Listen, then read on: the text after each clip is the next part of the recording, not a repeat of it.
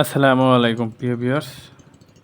আপনারা দেখছেন আমাদের গ্রাম সোনালী ধানে ভরপুর আমাদের গ্রাম।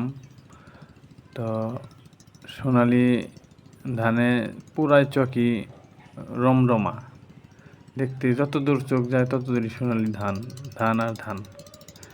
আমাদের আমাদের গ্রামে ধান এই সিজনে এক সিজনে ধান হয়, আরেক সিজনে ভুট্টা। তো দেখতে অনেক সুন্দর। এই যে ধানগুলো দেখছেন পেকে গেছে, আর এটি একটু পরে বোনা হয়েছে, তো এর জন্যে এটা একটু নামি, আমরা নামি বলি।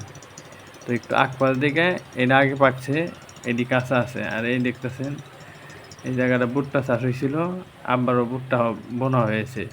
আর এই হলো এটাও ধান ক্ষেত, কিন্তু এটা একটু সমস্যা হয়েছে পোকার জন্য। এই ধানের ফলনগুলো দেখছেন একটু সমস্যা, তো বীজ দেওয়া হয়েছে। আল্লাহর রহমতে আশা করি পরবর্তী ভালো হয়ে যাবে।